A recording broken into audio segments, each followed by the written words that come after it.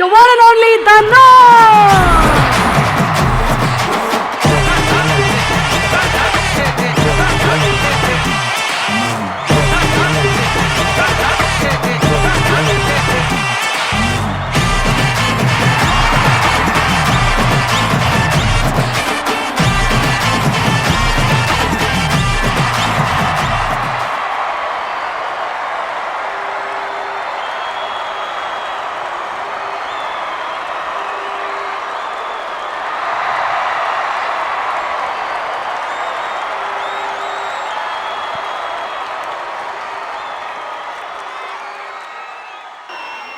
ஓம் நம சிவாய.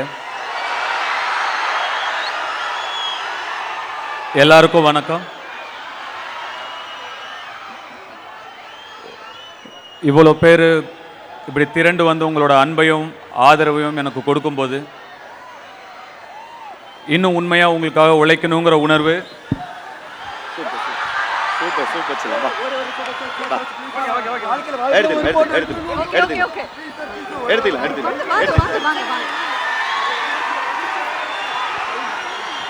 போன் எங்கடா?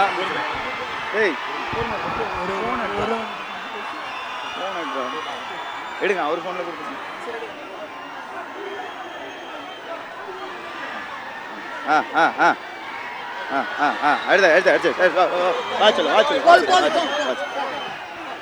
சாரிண்ணா,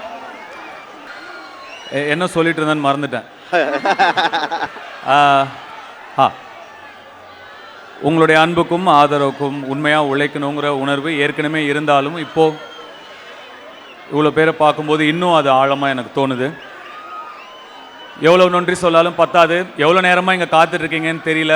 ரொம்ப ரொம்ப என்னுடைய ஆள் மனசுலேருந்து உங்களுக்கு நன்றி. நான் கோயம்புத்தூர் இதுக்கு முன்னாடி ஒரு ஈவெண்ட்காக வந்து ஒரு 9-10 வருஷம் இருக்கும்னு நினைக்கிறேன். அதுக்கப்புறம் இப்போ தான் வரேன்.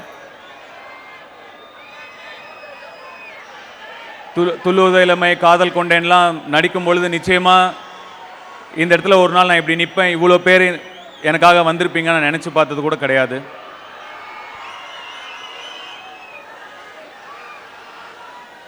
ரொம்ப நெகிழ்வாக இருக்குது. ட்ரெய்லர் பிடிச்சதா உங்களுக்கெல்லாம்? ஒரு படம் நடிக்கும்போது உங்களுக்கு பிடிக்கணும் அப்படிங்கிற நினைப்பில் மட்டுமே ஒரு மொத்த யூனிட்டுமே இயங்கும்.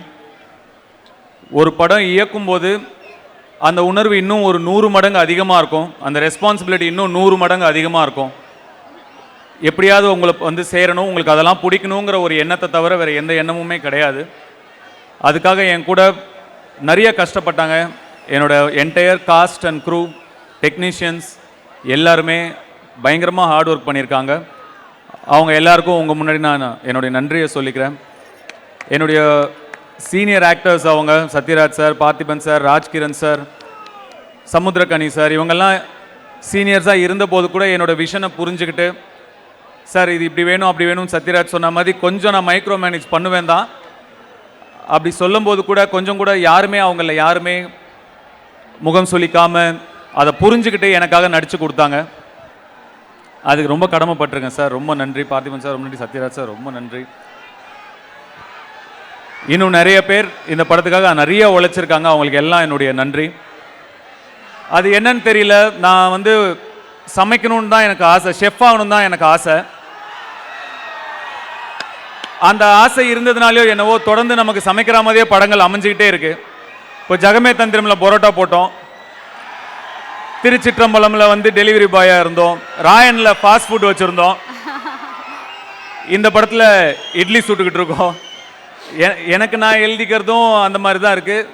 வேறு டைரக்டர்ஸ் அப்ரோச் பண்ணும்போது அந்த மாதிரி அது மேனிஃபெஸ்டேஷன், அதாவது நம்ம என்ன நினைக்கிறோமோ அதுவாக நம்ம மாறுறோம். எண்ணம் போல் வாழ்க்கை அப்படின்னு சொல்கிறேன் இல்லையா? மேனிஃபெஸ்டேஷனோட பவர் அப்படிங்கிறது அது என்னவோ, அது நான் நடிகனான பிறகும் கூட அது என்னை தொடர்ந்துக்கிட்டே இருக்குது. இளைஞர்கள் வந்து நிச்சயமாக மேனிஃபெஸ்ட் பண்ணணும். நம்ம என்னவா வாழ்க்கையில் ஆக விரும்புகிறோம், நம்ம என்ன சாதிக்க விரும்புகிறோம் அப்படிங்கிறத நம்ம மேனிஃபெஸ்ட் பண்ணணும், நம்ம நம்பணும்.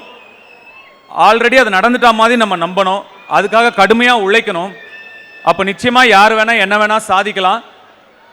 அதை மெடிடேட் பண்ணுங்க, ஒர்க் அவுட் பண்ணுங்க. இதெல்லாம் வந்து உங்களுடைய கோலுக்கு நீங்கள் சாதிக்க நினைக்கிற விஷயங்களுக்கு உங்களுக்கு சீக்கிரமாக கூட்டிகிட்டு போகும். ஸோ மேனிஃபெஸ்ட் பண்ணுங்க, ஹார்ட் ஒர்க் பண்ணுங்க. கருத்து சொல்கிறானேன்னு நினைக்காதீங்க. என் வாழ்க்கையில் எனக்கு நடந்தது உங்களுக்கு சொல்கிறேன். கண்டிப்பாக இதெல்லாம் நீங்கள் ஃபாலோ பண்ணுவீங்கன்னு நான் நம்புகிறேன். சத்யராஜ் சார் சொன்ன மாதிரி என்னுடைய ரசிகர்கள் யார் வம்புக்கும் போக மாட்டாங்க.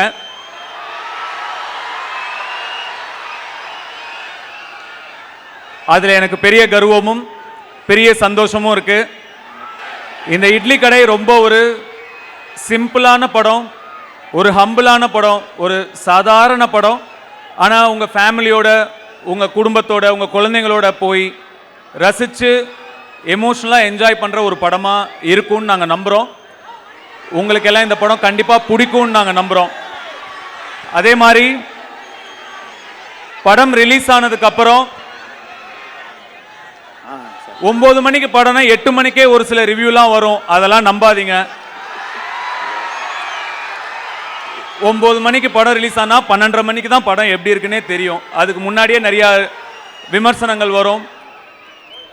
அதெல்லாம் நீங்கள் நம்பாதீங்க. நீங்கள் படம் பார்த்து முடிவு பண்ணுங்கள், இல்லை உங்கள் நண்பர்கள் பார்த்துருப்பாங்க, அவங்க என்ன சொல்கிறாங்கன்னு கேட்டு படம் பார்க்குறதா இல்லையான்னு முடிவு பண்ணுங்கள்.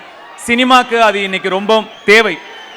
சினிமா ஆரோக்கியமாக இருக்கணும், நிறைய படங்கள் நல்லபடியாக ஓடணும், எல்லார் படமும் ஓடணும், எல்லா தயாரிப்பாளர்களும் நல்லா இருக்கணும். சினிமாவை நம்பி சினிமா மட்டும் இல்லை, இன்னும் நிறைய பேர் இருக்காங்க, நிறைய தொழில் சினிமாவை நம்பி நடக்குது. அதனால எல்லா படங்களும் ஓடுறது ரொம்ப முக்கியம். அது உங்கள் கையில் தான் இருக்குது. அதனால சரியான விமர்சனங்களை பார்த்து நீங்கள் முடிவு பண்ணுங்க படம் எப்படி இருக்குன்னு.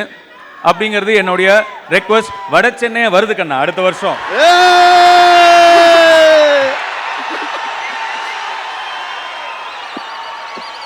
அது ரொம்ப முக்கியமான விஷயம்.